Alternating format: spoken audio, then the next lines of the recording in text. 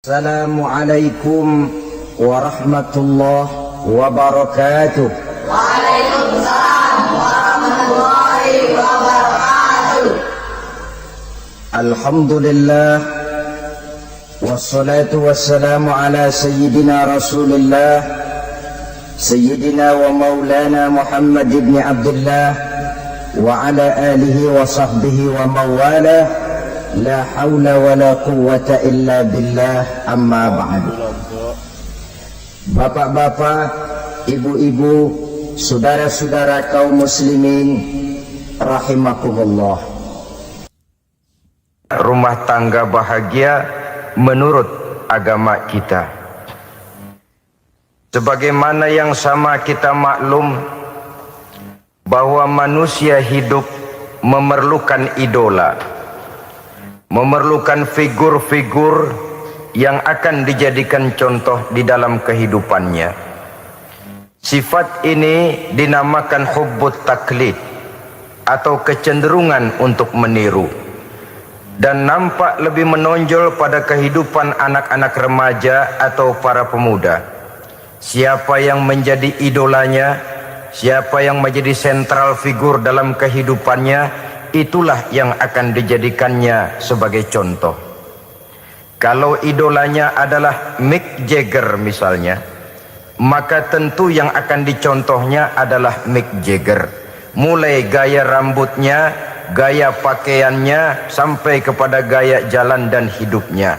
Soal pantas atau tidak pantas urusan nomor 16. Yang penting nyontoh dulu. Inilah kecenderungan daripada manusia. Bagi kita umat Islam, contoh ideal, figur sentral yang sepatutnya jadi idola tidak lain adalah junjungan kita Nabi besar Muhammad sallallahu alaihi wasallam. Beliau menjadi contoh dan panutan oleh karena kepribadiannya yang kompleks. Sejak dari seorang pemimpin negara yang adil, sampai kepada seorang jenderal yang gagah berani di medan perang, sampai kepada seorang diplomat yang ulung, pedagang yang jujur, suami yang bertanggung jawab, ayah yang penuh kasih sayang dengan anak-anaknya, dan di dalam keseluruhannya beliau merupakan uswatun hasanah. Termasuk dalam membina rumah tangga bahagia, contoh kita tidak lain adalah rumah tangga beliau. Bagaimana sih rumah tangga Nabi kita itu? Beliau berkata dalam dua kalimat yang singkat, tapi punya pengertian yang sangat luas dan dalam tentang rumah tangganya. Beliau mengatakan, baiti jannati, rumah tanggaku adalah sorga bagiku. Satu cerminan yang merupakan refleksi dari keadaan yang membawa kebahagiaan. Padahal sepanjang sejarah yang kita baca, rumah beliau kecil saja. Sarapan pagi pun cuma seteguk air zam-zam, sepotong roti, kadang-kadang sebutir kurma. Tidurnya di atas kain kasar yang separuh jadi selimut, separuh jadi alas tidur. Tetapi di tengah kondisi yang semacam itu, beliau sanggup berkata, baiti jannati, rumah tanggaku adalah surga bagiku. Kenapa kita yang hidup di zaman sekarang, di mana fasilitas sesungguhnya serba lebih menunjang untuk berkata semacam itu, malah kita berkata sebaliknya, baiti nari, rumahku adalah laksana neraka bagiku. Padahal kalau dilihat, rumahnya pun kadang-kadang bertingkat, kendaraan serba berkilat, uang banyak berlipat-lipat, istri pun tak kurang cantik memikat, kadang-kadang jumlahnya 4. Tapi tiap hari kiamat tidak ada ketenangan dan ketentraman di rumah tangga. Saudara hadirin kaum muslimin rahimakumullah, mengapa Rasul sampai mengatakan baiti jannati, rumahku adalah laksana surga bagiku? Inilah pokok pembicaraan kita pada pertemuan kali ini. Sebagaimana yang kita maklum bahwa nikah dalam pandangan Islam bukan hanya sekedar untuk memenuhi kebutuhan biologis manusiawi, tidak hanya sekedar untuk memperkembangbiakkan keturunan, dan juga tidak pula untuk memperturutkan hawa nafsu. Lebih daripada sekedar itu, nikah dalam pandangan Islam merupakan ibadah. Oleh karena ibadah, maka seluruh tujuan ibadah, apakah dia bernama solat, apakah dia bernama puasa, zakat, sodako, haji dan lain sebagainya, seluruh daripada tujuan ibadah, target utamanya adalah mardhatillah atau keridhaan daripada Allah Subhanahu wa taala.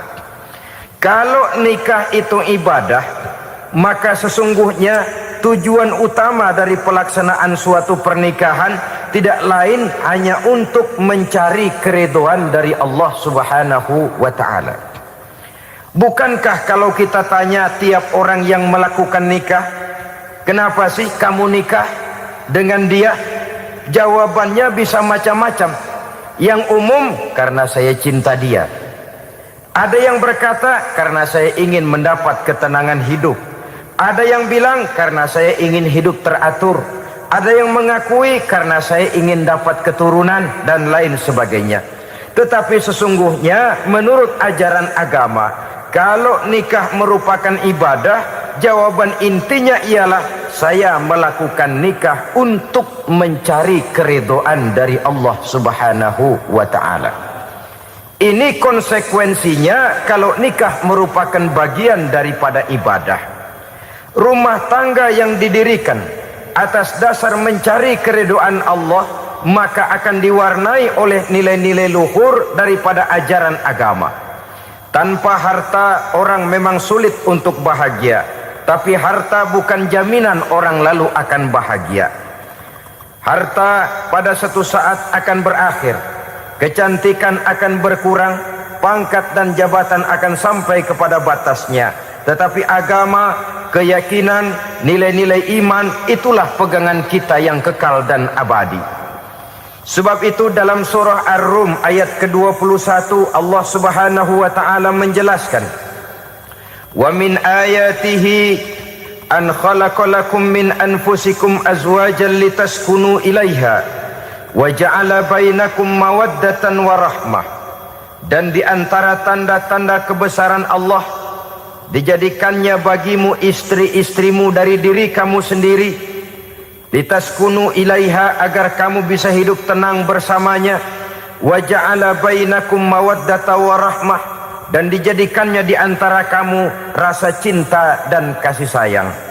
Umumnya pernikahan terjadi karena mawaddatan warahmah ini, cinta dan kasih sayang. Atas dua dasar itulah rumah tangga didirikan orang. Atas dasar itulah seorang laki-laki dan seorang perempuan memadu janji untuk membagi suka dan duka dalam hidup ini secara bersama-sama.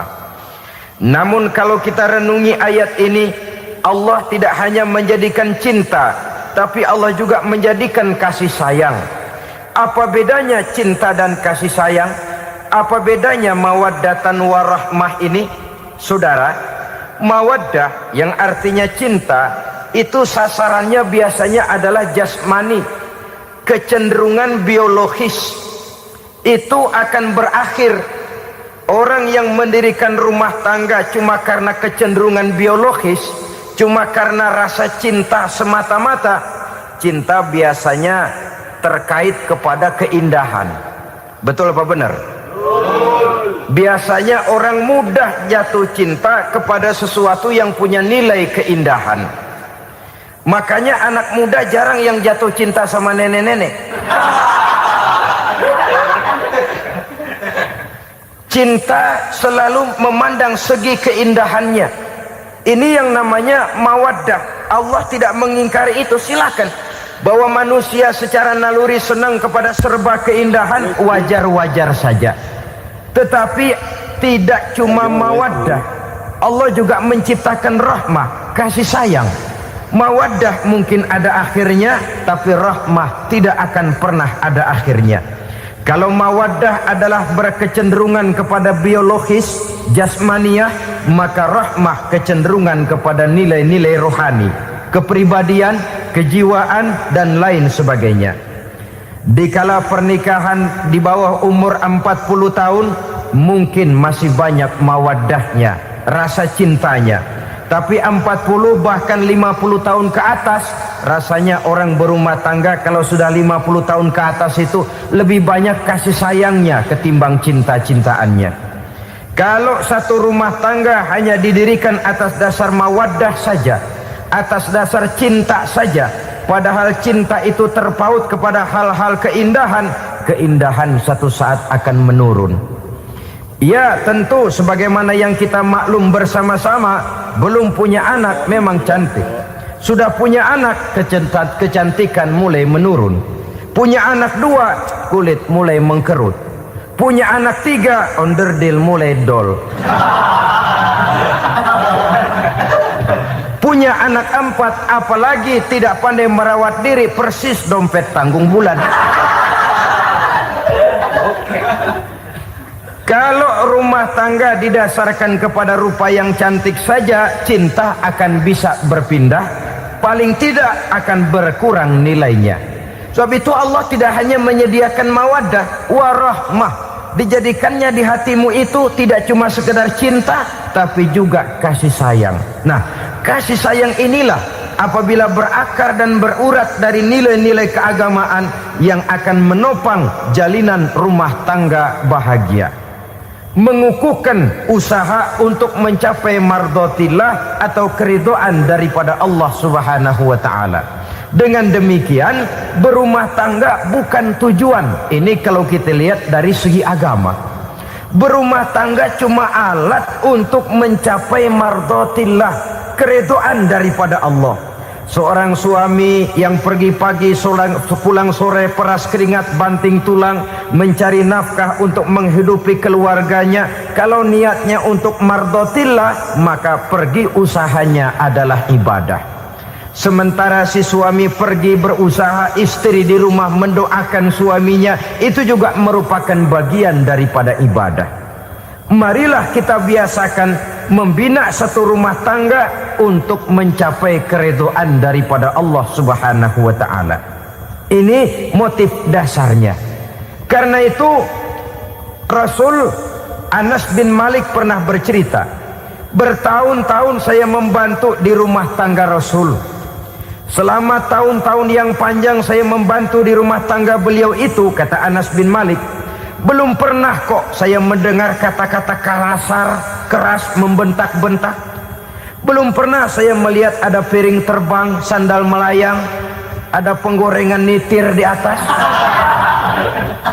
Belum pernah, padahal tahun-tahun yang panjang sudah saya lalui. Itu rumah tangga Rasul. Istrinya lebih dari 1, tapi tenang, ayem, adem. Walaupun gosip selalu ada. Ini loh ya, namanya hidup berumah tangga. Jangankan rumah tangga kita manusia biasa, rumah tangga Rasul pun tidak luput dari gosip yang kita kenal dengan hadisul ifki itu. Itu sampai tercatat dalam sejarah. Tetapi yang jelas, dengan istri yang lebih dari 1, rumah tangganya tenang, tentram, adem. Kita di rumah tangga istri 1, seminggu 7 hari, berantemnya 6 hari. Cuma 1 hari gencatan senjata.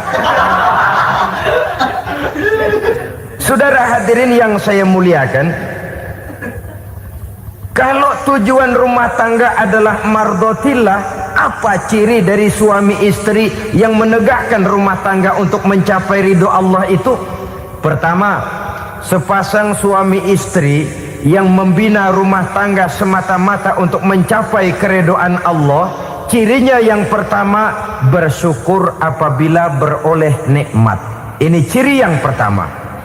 Bersyukur kepada Allah, kepada sesama berterima kasih.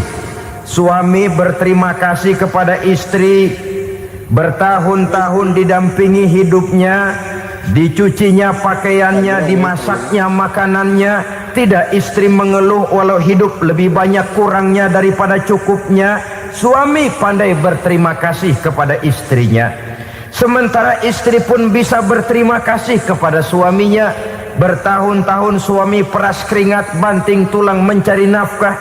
menjadi palang dada terdepan apabila ada masalah-masalah yang besar. Kedua-duanya lalu punya timbangan. Nah inilah ya, saya pesan kepada suami, kepada para suami, kepada para istri, supaya di rumah ada timbangan. Perlunya apa? Kalau pada satu saat istri kita salah, suami cepat-cepat ambil timbangan, lalu ditimbang mana yang lebih berat, salahnya atau dosanya, benarnya atau kesalahannya. Ini istri saya jasanya begini, lalu jasanya begini, salahnya ini, mana yang lebih besar, jasanya atau salahnya? Dengan adanya timbangan, maka keputusan akan objektif. Tapi kalau timbangannya emosi, salah sedikit saja sudah main bentak, main usir, akhirnya keputusan akan mendatangkan kerugian. Sebaliknya, kalau suami yang salah, istri ambil timbangan, ditimbang mana lebih besar, jasanya atau salahnya. Jangan sampai nanti terjadi pepatah, panas setahun habis dihapus oleh hujan satu hari. Jasa istri yang puluhan tahun hapus oleh kesalahannya yang sedikit, atau jasa suami yang bertahun-tahun hapus oleh kesalahannya yang sebenarnya tidak seberapa. Akibat apa itu terjadi? Karena tidak adanya timbangan. Dari rasa bersyukur dan dari rasa berterima kasih ini, saudara-saudara, akan timbullah sifat saling menghargai. Suami menghargai istri, istri pun menghargai suami. Istiqomah, dikasih uang 5.000 senyum, dikasih uang 500 senyum. Itu namanya istri yang pandai bersyukur. Kalau tidak, 5.000 nyengir, 500 manyun. Tahu manyun?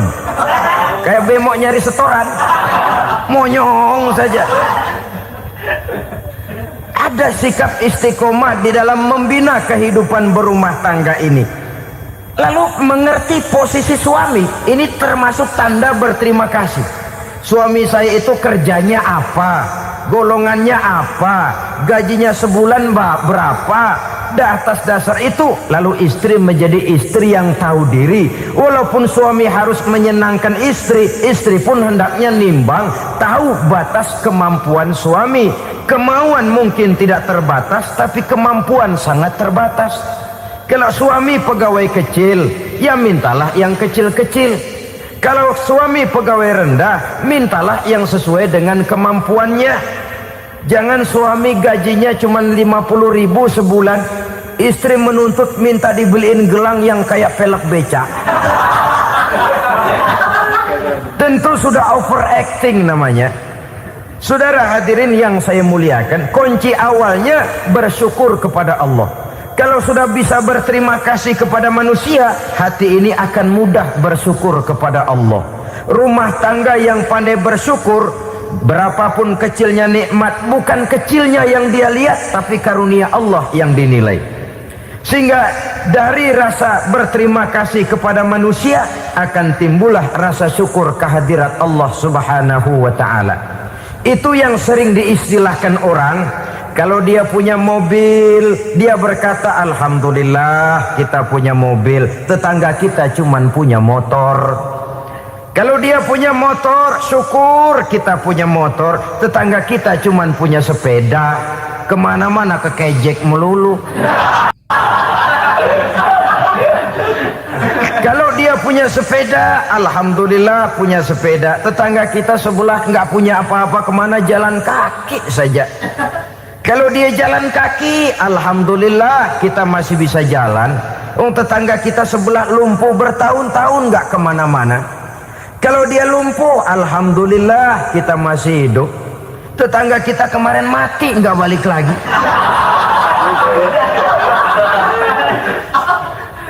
Lalu akan timbul rasa syukur. Tapi kalau sudah lumpuh ngelihat yang bisa jalan ngelihat yang menaik sepeda, yang punya sepeda lihat yang punya motor lihat yang punya mobil lihat yang punya pesawat. Kapanlah kita ini pandai bersyukur? Sebab kesenangan seperti pelangi, tidak pernah di atas kepala kita, selalu kelihatannya di atas kepala orang lain. Sehingga kalau ngobrol orang sering bilang, lu sih enak lo gue lihat, gue keblangsak amat nih ya. Setiap orang ngomong kepada kita begitu nadanya. Kita yang dilihat enak, sementara kita melihat orang lain enak. Tukang tahu melihat tukang tempe enak, tukang tempe melihat tukang tuak enak, tukang tuak bilang tukang sirsak enak. Enak itu seperti pelangi. Namun kalau kita mau merenungi, tidak pernah Allah berhenti memberikan nikmat kepada kita. Sejak kita bangun tidur sampai kita tidur kembali, bahkan tidur itu sendiri, seluruhnya tidak pernah putus dari nikmat Allah.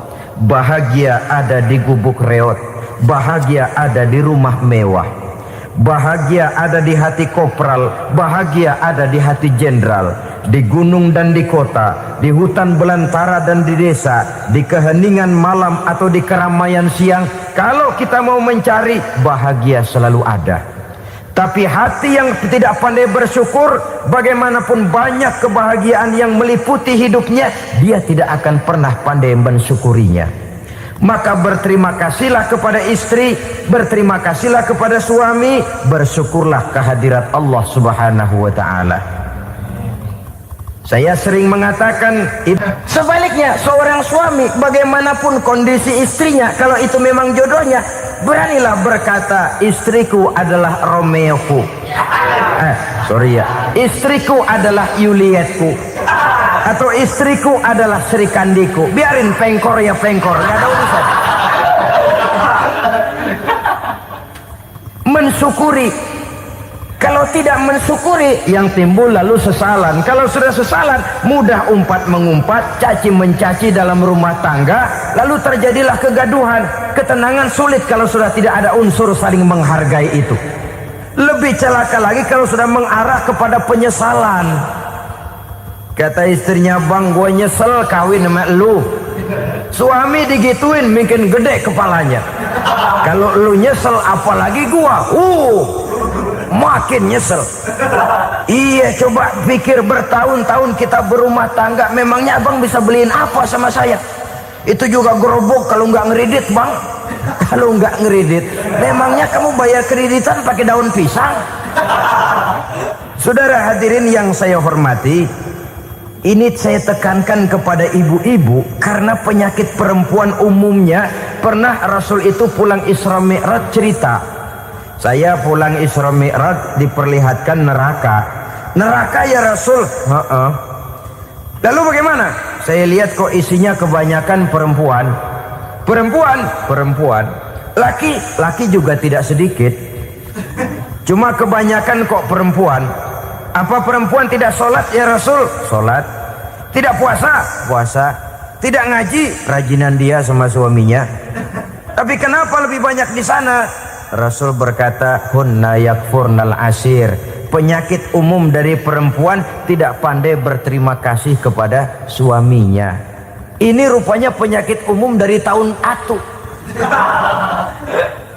Saudara hadirin yang saya muliakan, jadi rumah tangga yang didirikan atas dasar mencapai ridho Allah, maka kelihatan dari pasangan suami istri menjadi orang yang pandai bersyukur terhadap nikmat. Bukankah dalam surah Ibrahim ayat 7 Allah berjanji, la in syakartum la azidannakum wa la in kafartum inna azabi lasyadid. Kalau kamu pandai bersyukur, aku tambah nikmatku. Kalau kamu ingkar, tidak mau bersyukur, azabku itu hebat dan pedih. Rumah tangga yang suami istrinya tidak bersyukur disiksa oleh perasaannya sendiri. Tetangganya dapat nikmat, dia yang meriang. Tetangganya dapat kesenangan, dia yang sakit hati. Dia tidak melihat nikmat yang diberikan kepadanya. Nikmat yang orang lain punya aja yang diincar. Nikmat orang lain aja dihitung-hitung. Tangga kita, si Ano baru habis beli yang sebelah belilir habis beli kukusan. Cuma sekedar kukusan saja. Orang lain beli apa-apa jadi bahan diskusi di rumahnya.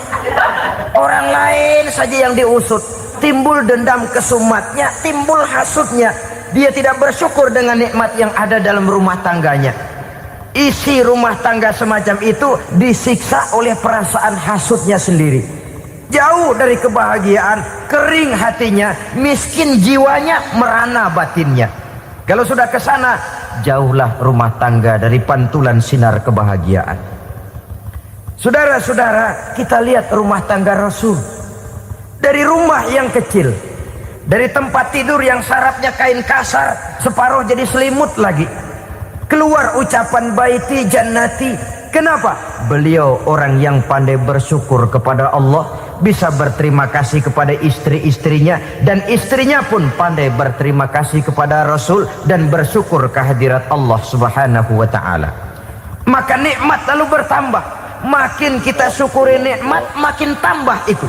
La azidannakum, janji Allah, pasti aku tambah nikmatku kepadamu jikalau kamu pandai mensyukurinya. Tapi kalau kamu ingkar, tidak pandai bersyukur, awas, nikmat bisa berubah menjadi azab kalau kita tidak pandai-pandai mensyukurinya.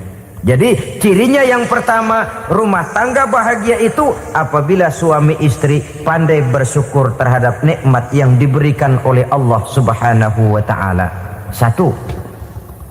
Cirinya yang kedua, rumah tangga yang berdasarkan untuk mardotillah, mencapai keredoan Allah, sabar apabila mendapat cobaan. Namanya orang berumah tangga itu persis berlayar di lautan. Suami istri adalah dua orang yang memegang kemudi. Kalau berlayar ombak tenang, angin bertiup sepoi-sepoi basah, lalu bila malam datang bulan bersinar, bintang gemintang gemerlapan, berlayar memang nikmat. Tapi satu saat angin puting beliung bertiup, gelombang menggunung, halilintar menyambar, kemudian petir berkilat. Kalau pada saat itu suami mau ngalor, istri mau ngidul, alamat perahu patah di tengah jalan, kandas di lautan sebelum sampai ke pantai yang akan ditujunya. Oleh karenanya perlu kekompakan. Maka sejak awal seharusnya dalam akan membina rumah tangga yang bahagia itu lebih baik bicara yang pahit-pahit saja, supaya terjadi kesamaan langkah apabila menghadapi kesulitan dan cobaan. Sabar apabila mendapat cobaan. Rumah tangga seperti kapal di lautan tadi tidak akan sunyi dari hantaman gelombang, tidak akan sepi dari tiupan angin topan, dari kilatan petir, dari sambaran halilintar. Baik suami, baik istri harus sabar menghadapi kesulitan.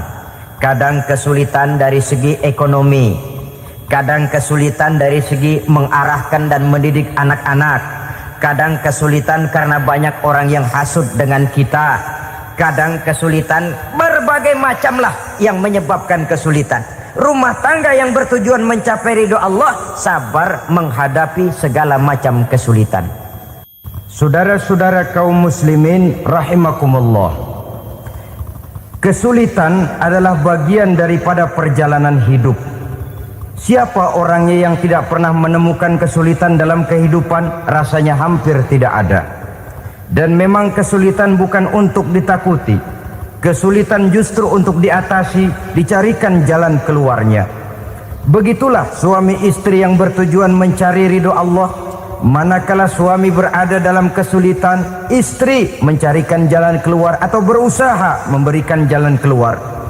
Sebaliknya, manakala istri dalam kesulitan, suami bisa mencarikan jalan keluarnya. Sabar dalam menghadapi segala macam kesulitan. Dalam surah Luqman ayat 17, Allah Subhanahu wa ta'ala berfirman, "Wasbir ala ma asabak, inna dzalika min azmil umur." Dan bersabarlah terhadap apapun yang menimpa kamu. Bersabarlah terhadap segala kesulitan yang kamu hadapi, karena sesungguhnya yang demikian itu merupakan sebagian dari perkara-perkara yang telah ditetapkan oleh Allah Subhanahu wa ta'ala.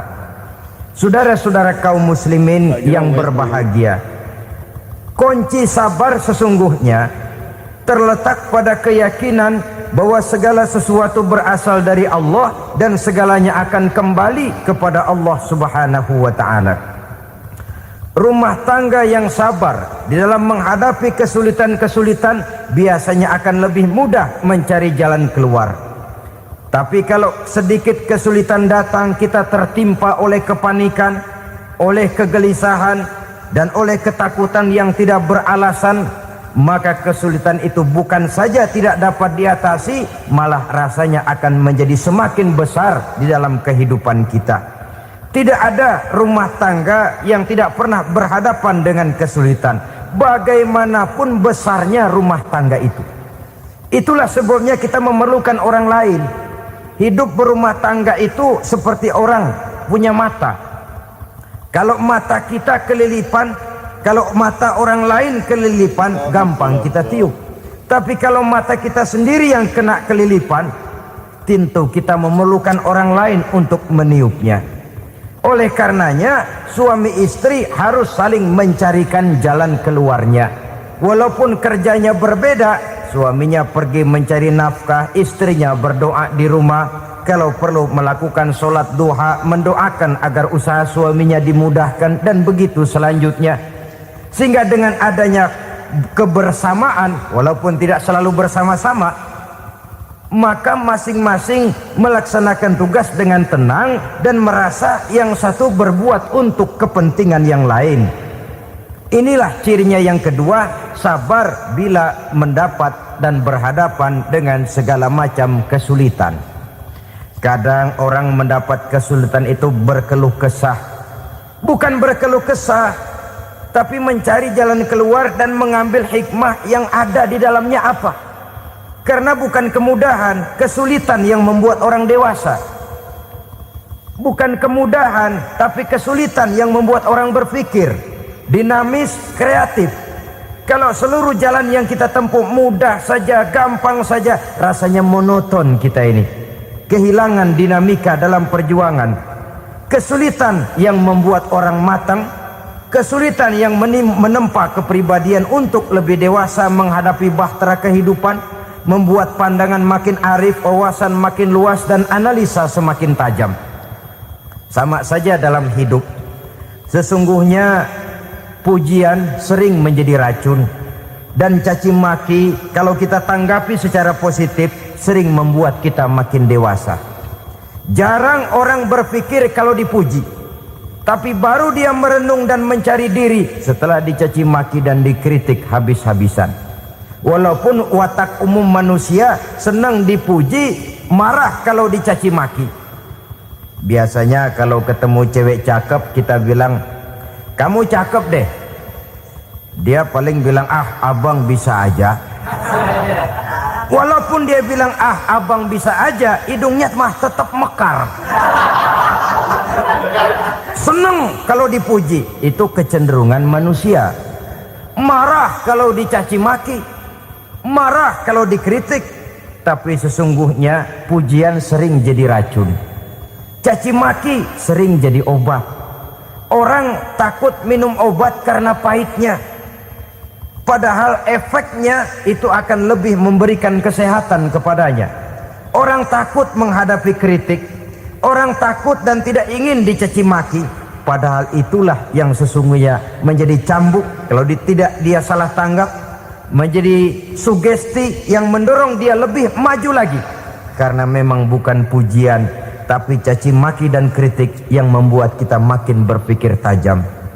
Jadi rumah tangga yang berhadapan dengan kesulitan demi kesulitan, biasanya kalau ditanggapi dengan sabar akan makin mengokohkan fondasi rumah tangga itu sendiri. Tapi kalau kesulitan dihadapi dengan tidak sabar, lalu mencari jalan pintas, kesulitan ekonomi, kebetulan istrinya cakep, istrinya disuruh ngojek. Dah lu ngojek aja deh, gua nungguin setoran dah. Suami tapak di rumah. Saudara hadirin yang saya muliakan, buat sepintas memang mendatangkan materi itu, mengatasi kesulitan ekonomi, tapi apakah bahagia? Walaupun rumah bisa jadi besar, perabotan bisa serba lebih lengkap dan ada, tapi apakah semuanya mendatangkan bahagia? Sementara suami kehilangan rasa cemburunya, dan dalam agama itu disebut dayus. Dayus, suami yang tidak punya rasa cemburu kepada istrinya. Dan orang dayus kayak begitu, haram mendapat bau sorga. Bau sorga saja tidak dapat, apalagi masuk ke dalamnya. Ya tapi juga jangan lantas mentang-mentang harus cemburu sama istri, overacting. Suaminya nawar sayuran, laki pulang ngomel, lu pacaran ya sama tukang sayur. Itu juga over, saudara-saudara. Kesulitan ekonomi diatasi dengan sabar. Sabar dalam arti berusaha dengan tidak mengambil jalan pintas, berusaha tetap berada di jalan yang diridhoi oleh Allah. Ini yang jadi problema ini rumah tangga sekarang ini, kesulitan ekonomi, di mana lapangan kerja sulit, di mana persaingan hidup tajam, sedangkan kita hidup ingin seperti orang lain. Kita mudah gelap mata, mudah picik pandangan, mudah sulit pertimbangan, lalu mengambil jalan pintas. Kadang menjual akidah, menjual keimanan. Kebetulan penderingan kering, ada yang nawarin beras 3 liter sama Supermi 2 bungkus. Hari Minggu diajak ke gereja mau. Itu iman kena beras 3 liter telap. Kesulitan ekonomi, saudara-saudara, sehingga Imam Ali pernah berkata, kadal fakru ayyakuna kufron. Kemiskinan memang mudah membawa orang kepada kekafiran, kepada perbuatan-perbuatan yang bisa mengundang kekafiran. Oleh karena itu dalam tamsil lain beliau berkata, kalau ada ular dan ada kemiskinan, kemiskinan yang saya getok lebih dulu, kemiskinan yang saya bunuh lebih dahulu. Karena kemiskinan mudah membawa orang kepada kekufuran. Bagaimanapun sulitnya ekonomi yang dihadapi dalam rumah tangga, percayalah satu saat jalan keluarnya mesti ada. Mesti ada. Jangan sampai mengambil jalan pintas yang membuat kita keluar dari jalan yang ditinjau dari segi kemasyarakatan pun mendatangkan aib, ditinjau dari kehormatan berkeluarga pun mendatangkan nista, ditinjau dari segi ekonomi pun barangkali tidak akan mendatangkan kelimpahan materi. Jalan pintas pada umumnya, saudara-saudara, hanya memberikan kenikmatan yang sekejap. Dan apalah itu artinya kalau harus mengorbankan kesenangan yang abadi dan kekal. Kadang-kadang mengorbankan anaknya sendiri, anaknya dikomersilkan. Pokoknya siapa yang nyamper lu berangkat aja dah. Asal pulang nenteng pisang sama jeruk sebongsang, orang tua udah anteng aja udah. Saudara hadirin yang saya muliakan, setiap kita selalu berhadapan dengan kesulitan. Karena itu rumah tangga yang bertujuan mencapai mardhatillah, mereka sabar dalam menghadapi kesulitan. Tidak ada beras, puasa saja, puasa sunnah. Puasa sunnah, lapar tapi ada pahalanya, daripada tidak puasa lalu ngegerundel. Brengsek Tuhan, gue sembahyang melulu lapar juga.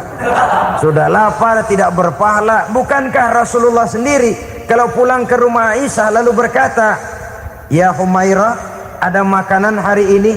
Ada makanan yang enggak ada bang. Alhamdulillah kalau begitu saya puasa. Pulang dari mana-mana perut lapar, mau makan tidak ada makanan, bukan marah, bukan ngamuk, puasa. Maka boleh puasa sunnah, niatnya udah siang, jam 10, jam 11, asal dari pagi belum makan apa-apa. Niatnya jam 10, sah, dengan catatan dari pagi belum makan apa-apa. Jangan sudah sepiring setengah baru niat, itu lain. Itu ngojek namanya itu. Pengertian dalam kesulitan. Satu malam beliau pulang dari masjid agak larut. Habis ngajar banyak yang bertanya, ketuk pintu, assalamualaikum. Assalamualaikum. 3 kali beliau memberi salam, tidak ada jawaban, tidak dibukakan pintu. Rupanya istri beliau lelah bekerja di waktu siang, tidurnya pules benar. Marahkah Rasul? Tidak. Beliau gelar sorban, tidur di depan pintu. Asraful anbiya wal mursalin ini, Rasul termulia ini, karena menghargai istrinya, tidur di depan pintu. Sampai Aisyah bangun sepertiga malam, terkejut buka pintu, suaminya ada di depan pintu. Beliau bangunkan. Ketika dibangunkan, Rasul lebih dulu berkata, maaf sayang, saya pulang terlambat. Sudah nggak dibukain pintu, tidur di depan, dibangunin, beliau duluan yang minta maaf. Pengertian. Kalau emosi, memang nggak dibukain pintu, tidur di depan, begitu dibukain yang enak kita tunjuk jidatnya.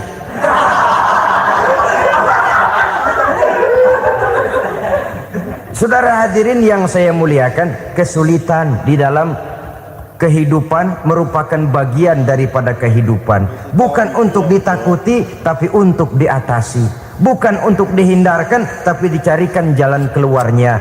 Hadapilah kesulitan dengan baik sangka kepada Allah, dengan lapang dada, dan dengan tetap bersabar menghadapinya. Kenapa? Karena tujuan kita mendirikan rumah tangga, mencapai ridho Allah. Kalau anak kita perjualbelikan, kalau istri kita komersilkan, kalau akidah kita jual untuk mempertahankan rumah tangga, bukankah makin jauh saja rumah tangga itu dari ridho Allah? Ini tujuan utamanya. Yang ketiga,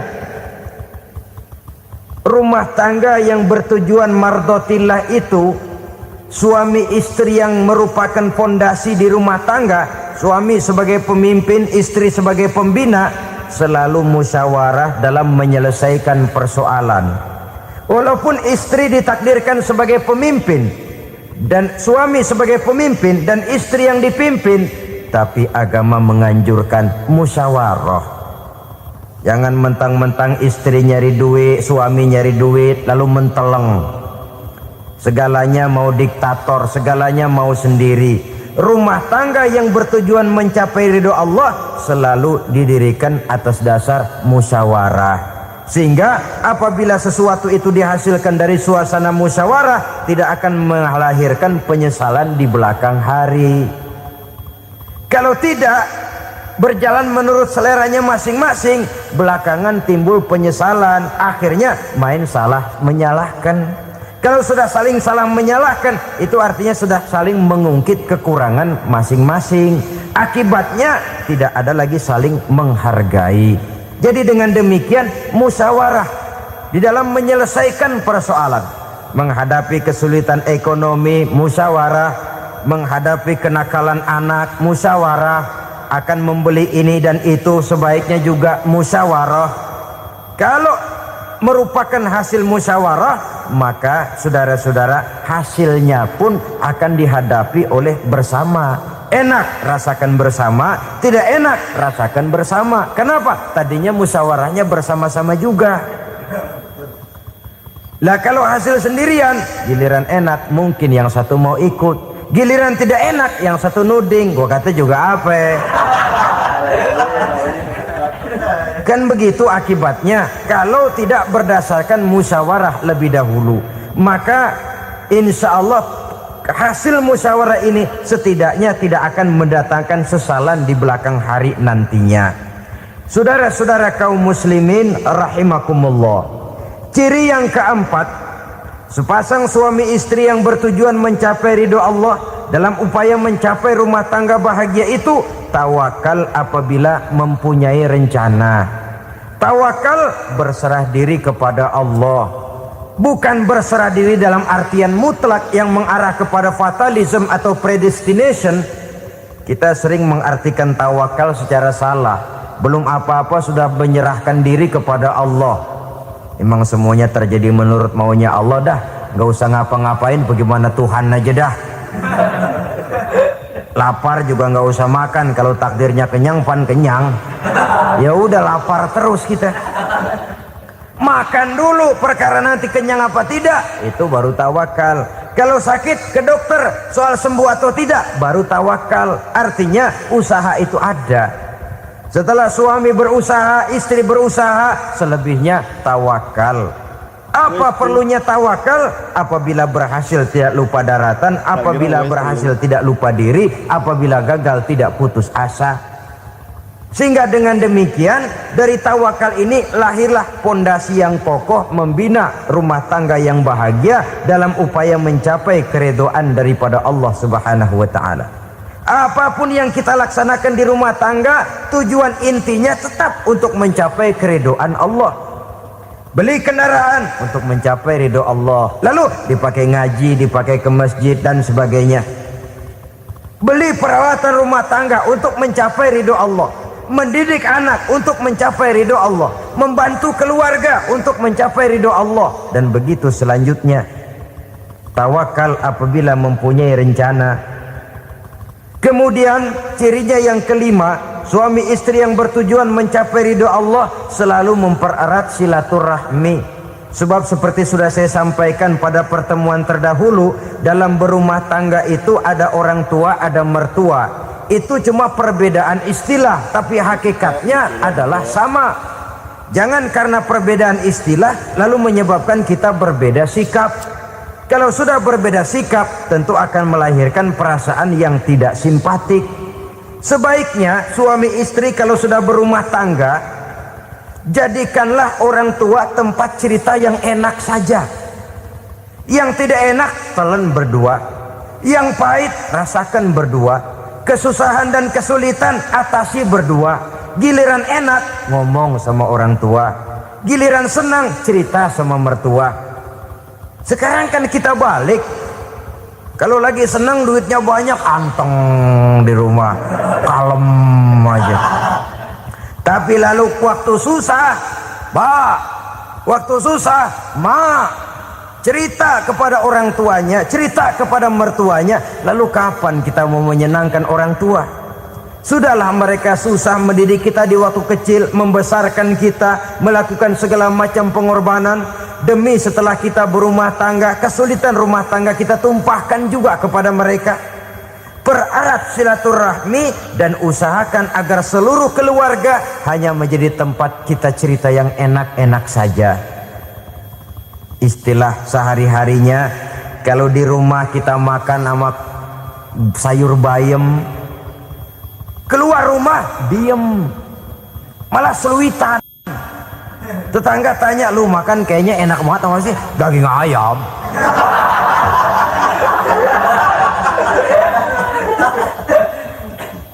Lalu tetangga kan akan berbisik, itu makannya tuh orang enak bener ya, rumah tangganya tiap hari makan sama daging ayam. Biarlah paling kurang itu jadi doa, daripada kita makan sama kangkung lalu ribut ngomel di mana-mana. Gua kesel banget sama bini gua. Di warung ceritanya lagi. Kenapa? Saban sari gue direbusin kangkung mulu. Brengsek. Di warung cerita ada RT, ada RW. Gara-gara makan sama kangkung se-RT tahu. Akhirnya mungkin kalau kita berangkat orang hitung dari jauhan. Lihat, kangkung liwat gitu.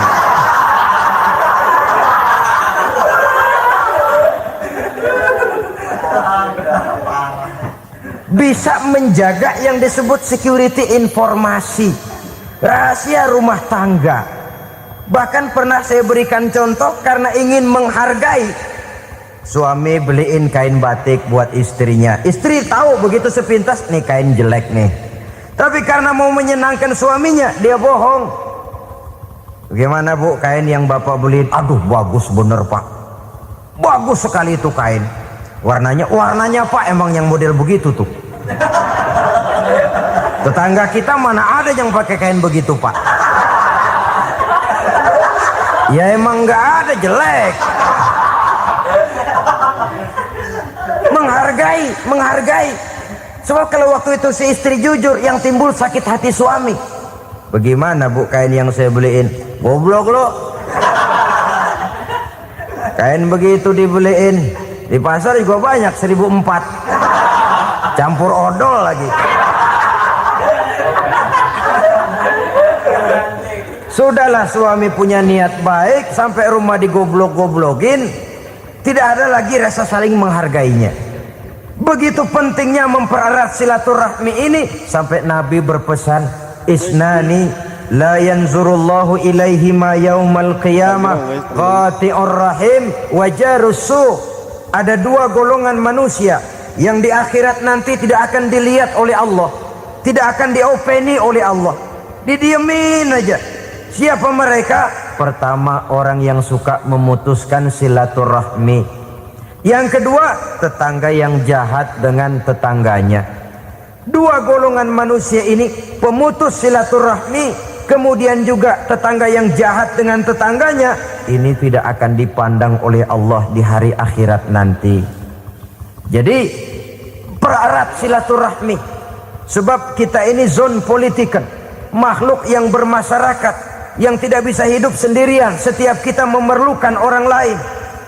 Kita disebut kaya karena ada yang miskin, kita disebut alim karena ada yang awam, kita disebut berkuasa karena ada rakyat jelata.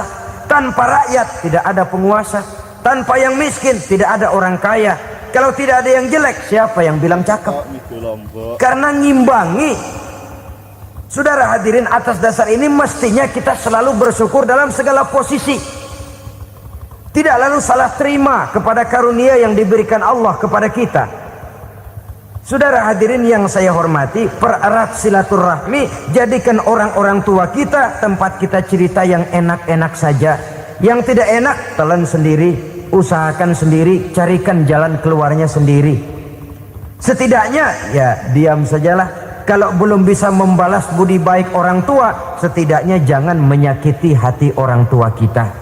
Sudah lelah dan payah dia mengasuh kita, membesarkan kita, merawat kita, demi setelah kita berumah tangga, seluruh kesulitan kita bawa lagi kepadanya. Karena itu buat para istri juga ini perhatian. Kalau dimarahi suami, jangan cepat-cepat pulang ke rumah orang tuanya. Nggak boleh diomelin dikit, main buntal aja. Gua pulang dah. Pulang. Sampai sana cerita habis-habisan, dikucek kejelekan suaminya. Nanti 2-3 hari balik aja lagi. Kan nggak lucu jadinya. Saudara hadirin, begitu juga suami. Mencaci maki habis istrinya, 2-3 hari baik aja lagi. Konyol, istrinya sudah dicaci maki habis-habisan, dijeleki leluhur-leluhurnya, 2-3 hari baik lagi, mesraan lagi. Kata bininya dalam hati, gua lu jelekin juga, lu pakai juga, payah.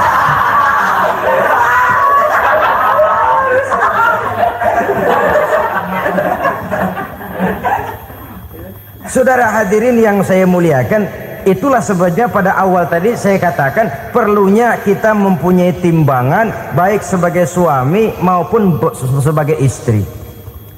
Nah, dari mempererat silaturahmi ini akan terjalin rasa kekeluargaan. Maka tradisi arisan keluarga itu bagus sesungguhnya untuk mempererat silaturahmi. Cuma celakanya bukan silaturahmi yang jadi tujuan, arisannya itu yang jadi tujuan. Akibatnya apa? Kalau belum narik mah semangat banget datang dah. Begitu udah narik aja udahan. Itu celakanya. Akhirnya silaturahminya jadi nomor 2, arisan semata-mata yang menjadi tujuan. Sesungguhnya itu bagus untuk mempererat silaturahmi. Karena kalau kita dengan kita sesama saudara sudah tidak saling mau mengenal, bagaimana dengan anak-anak kita? Bagaimana dengan cucu-cucu kita? 2-3 generasi yang akan datang tentu akan lebih saling tidak mengenal lagi. Baiklah ya, yang keenam, suami istri yang bertujuan untuk mencapai keridhaan Allah itu selalu berusaha tolong menolong di dalam kebajikan. Sebab Allah pesankan itu di dalam Al-Maidah ayat 6, wa ta'awanu 'alal birri wat taqwa wa la ta'awanu 'alal itsmi wal 'udwan.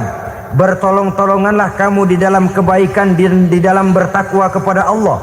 Jangan bertolong-tolongan di dalam maksiat, di dalam dosa, dan di dalam usaha yang menimbulkan permusuhan.